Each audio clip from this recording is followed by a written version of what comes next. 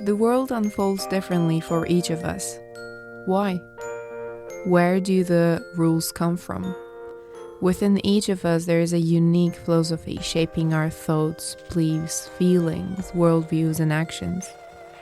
This is Inner Dialogues with Ecem, an introspective space for curious souls and minds. This is where you get to understand your individual philosophy that writes the script of your life. This is where we unveil the inner wisdom that guides you. Yep, that was your inner sage knocking the door. Let's go and chat with him.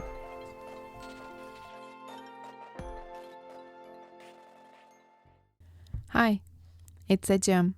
Welcome back to Inner Dialogues with me. Today I want to challenge our views about death. Disclaimer: if you have gone through a loss recently, may your loved one's journey be an easy one. May they rest in light and may you keep the pieces of you that you discovered with them. If this is a time that you're feeling not good about talking around the topics loss, death, funerals, then pass this episode. I'll share personal anecdotes, experiences about my view and understanding of death, and share a personal challenge that I took on a couple of months ago in order to free myself and my worldview when it comes to the concept of death and its practices. Once again, if this is triggering for you right now, we'll meet in another episode. But if you're here, let's start. Welcome back again. Once again, let me rewind the tape a bit to the moment where the idea, or it's better to say the feeling for this episode came to me. This weekend, we were driving with my family and my grandparents to our summer house. I was sitting in the back seat with my grandparents, grandpa next to me, and next to him there was my grandma. It was a beautiful sunny day and we were driving with a beautiful music in my ear. I took a glimpse on my grandpa when he laughed at something. He's a guy who loves to be in control of situations, wanting to know which road we're gonna take, how long it will take, etc. And this time he was asking me why we were going in this direction, which was a very unusual route to take to our summer house, so rightfully and expectedly he was questioning. And I don't remember what happened, but I made a joke about his way of asking these expected questions and we laughed all together. And at that moment, I took a glimpse at his face, glowing with laughter and smile, twinkles in his eyes, in his hazel eyes under the sun. And at that moment, I felt a very deep sorrow, sadness, even a loss. I thought about how much I love him, how much I love seeing him laughing, smiling, making jokes, being silly, being wise, being curious and question everything. But then at the very same moment, I thought about losing him, losing these moments that I enjoy witnessing, the inevitable possibility that one day I won't be able to look at his shining eyes, hazel eyes under the spring sun. And I started writing. I turned that sorrow, sadness into this episode. I let myself to cry as we drive to our summer house. I let myself write down my feelings, thoughts, fears, away out from this. I let myself live with those feelings I was feeling at that time. It was an hour-long journey, and at the end of it, my heart was feeling a bit heavy, but at the same time, I was able to create something with those humane feelings. And then magic happened. When I say magic, it happens mostly in the form of literature combined with philosophy or history. This time, magic found me in the lines of a book that I loved reading over and over again. And funny enough, I felt a longing for that book when we reached our summer house. I took the book after writing my thoughts and feelings in the car. I finished the book in a couple of days and found the reason why I was aching that book. This was an interesting beginning to this episode with a lot of spoilers, if they can be called spoilers, but I wanted to share the whole process of how this episode came to life, and most probably it all started way too before that car journey, and I'll mention that. Magic happens for me when I find my reality inside of literature and philosophy. So let's dive in. When I look at the faces of my grandparents, I think about how much time we left together in this world. I think about which one of the last dinners, last summers we spent together, which one of the last smiles of them and twinkles in their eyes I witness. These thoughts drag me away from sharing those moments with them right now that I will be longing for later.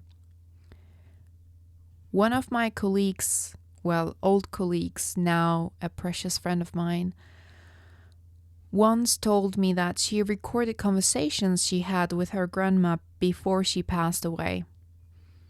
Since then, I started doing it too. I did a couple of times when we were having big family dinners on a summer night and having lovely chats about the family history, memories from my childhood, from their teenage years, every sort of stuff, and sometimes critical conversations about the current state of the world. It was hard for me to remember to record those moments and conversations because it required me to drag away myself from that moment and remind myself the possible loss and the prospect of not having these moments again. It required me to lessen the weight of the present moment and think about the what ifs. What if I were to lose these moments? What if this is the last couple of them, and many more? I would love to hear my grandparents' voices and everyone I love after they pass away, but the effort of trying to collect those recordings stills my presence with them as they are still here with me. I want to hear them telling me about every heartbreak they went through, every laughter that made them cry, every life experience that taught valuable lessons, every ordinary and humane habit of them, a small gesture, mimic, way of thinking and seeing the world. Because I sometimes feel pity for all the knowledge, wisdom and life experiences going away with the person passing away from this life. All the things they've learned, they've seen, experienced, loved, become ashes or soil. Where do they go? The things they didn't have time to share with another human being, where do all those valuable things go? I sometimes also think that how selfish I am when I mourn after a loss. I cry and feel sad over the very fact that I won't be able to see them again, share those moments or share any moments with them, talk with them anytime I want, ask for an opinion from them, hug them again and hear their voices again. I want to challenge the way I see death. Funerals are times and moments where we say goodbye, right? At least in most of the cultures. We cry over our losses, we mourn the end of an existence in the forms of we know, at least. I want to challenge that.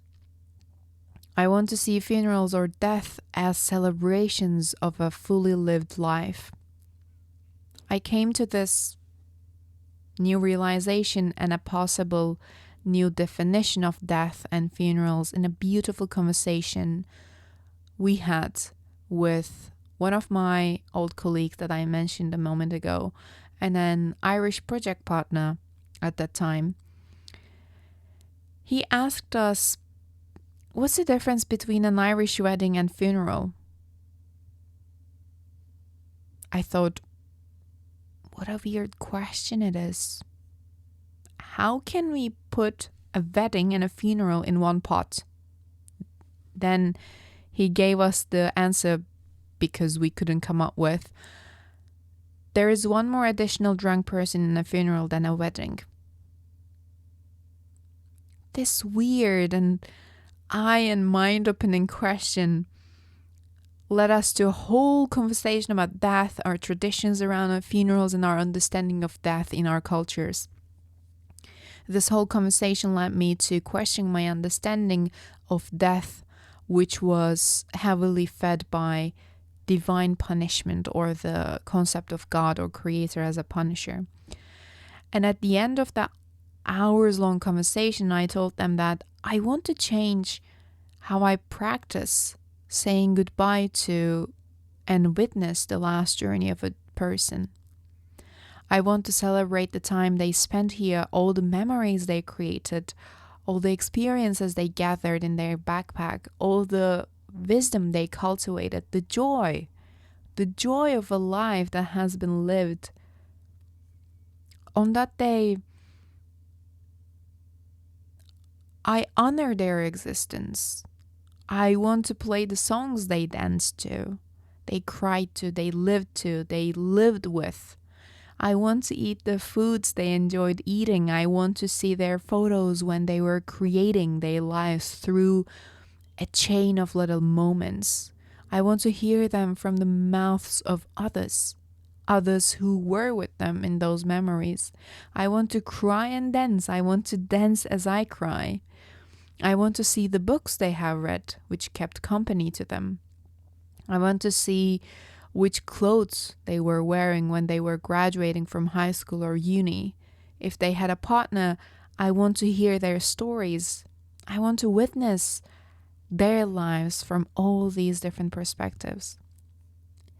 Then I'm asking this question to myself, why do I wait for that day to celebrate them? They're here with me right now. I should hug them now. I laugh with them now. And when the time comes, we say goodbye to each other for now until we see each other again. I will celebrate again as I did every day. We broke up with one of my ex-boyfriends on a phone call or text message. I don't clearly remember.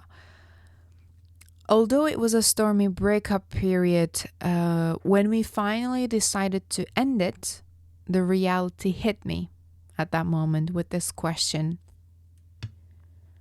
When was the last time we saw each other as partners? I couldn't remember.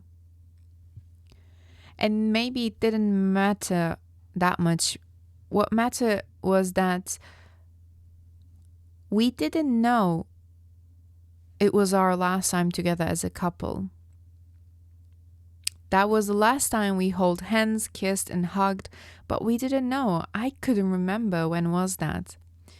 And realizing that I don't remember when was the last time we shared a physical space, same air, same space and same reality, created a feeling of regret deep down. I think I can call it regret because I thought I should have done it differently. I should have known that it was our last time. I shouldn't have taken that moment for granted.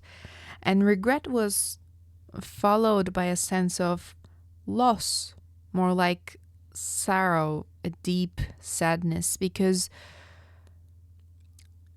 not that I lost a relationship from my life with the decision of breaking up, but I also lost the last moment we shared as a couple.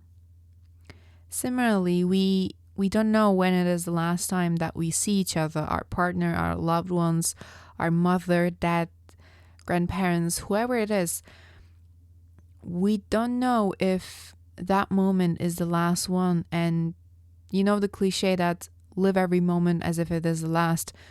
No, don't do that. Well, at least I cannot do that. I try to record the conversations I'm having with my grandparents.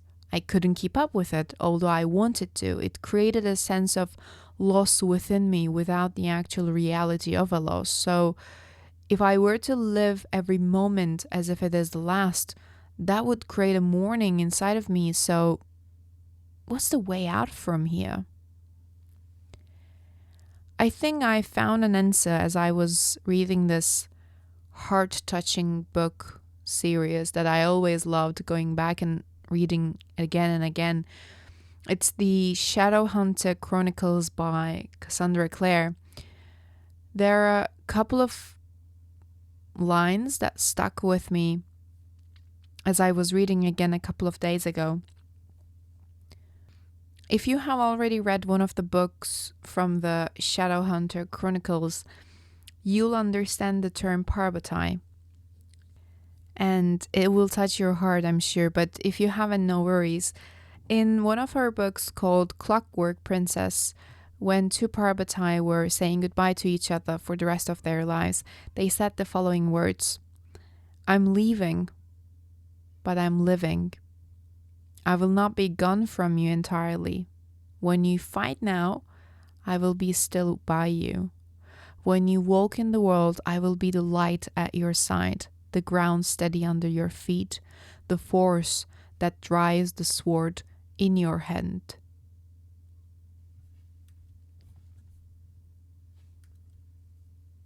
Maybe this is what it is happening. I think the experiences, wisdom, and creativity of those who have passed away from this life continue to live with us. Our beloved grandma's wisdom finds us when we are looking for the best thing to say at the right time. When we lost our way, literally and allegorically, the experiences and knowledge our beloved parents created out of them finds us and become a light on our path. I think this is one of my answers to my previous question, that where all the things people have learned, seen, and experienced go away when they pass away. I think it doesn't go away. I think it is right here in our collective memory of our species. How do I get to access to this collective memory? If I didn't get to hear all of their life experiences, lessons, hardships, loves, heartbreaks, how do I share their wisdom and apply it to my life for the greater good? I think the answer lies in their eyes. This is, once again, where my reality found its echo in literature and created a magic in my understanding of my world. A kind soul in the same book said, "Our hearts, they need a mirror. We see our better selves in the eyes of those who love us. And there's a beauty that bravery alone provides." And there was another one very aligned with this. We see our own souls in the eyes of others. I love the feeling of being understood by another human being. I love having the conversations where I get to see myself and witness myself with my own words, as well as the image of myself that has been projected back to me with the words of the other. I realize and discover many new parts of me that I didn't know they were there. I discovered many new ways to talk about my years-long conditionings, behaviors, and ways of being. I find a new language almost for myself to talk about myself and with myself. I get to do this with people whom I love and who love me and value me. I saw my own soul in the eyes of my parents, a couple of my friends, and maybe because of that, those people have a whole different place in my heart and in my life. I cannot describe the beauty of that temporary moment where I see the beauty that they see in me. So if the people we love are still with us, then that is our chance. That is our chance to look at their eyes and see our souls. That is a chance to embrace that soul, the beauty, the potential, and inspiration they see in us. It is a chance to hold on to these things, but more to understand them. We should understand so that we can embrace what they see in our souls. We should understand so that we can be ourselves. Ourselves, which we collected its pieces from the eyes of our loved ones. There's a beautiful Latin phrase that Cassandra Clare, the author of the books I mentioned, included in her books. I want to conclude this episode with that. Through one of her characters, she says that every meeting led to a parting, and so it would as long as life was mortal. In every meeting there was some of the sorrow of parting, but in every parting there was some of the joy of meeting as well. And I think there is no better phrase summarizing this idea other than the following: Ave atque vale, meaning hail and farewell, or I salute you and goodbye. It is not just a farewell, but also a greeting. You greet, welcome, and celebrate their experiences as you say goodbye. What a better way to say goodbye than this one? You acknowledge their being and wisdom as they go away. With this in mind and in my heart, I will keep challenging myself and rewiring the way I see death and funerals. They are not only goodbyes, they are greetings and goodbyes. They are celebrations of a life that has been lived. They are greetings of a new phase of their existence without us. And that is why it includes a part of goodbye. It is not only this or that. Death is a combination of a greeting and a farewell. My last words will be dedicated to the ones we have no longer share the physical world and experience. We salute you and goodbye. Hail and farewell. Ave atque vale. Until next time, take care.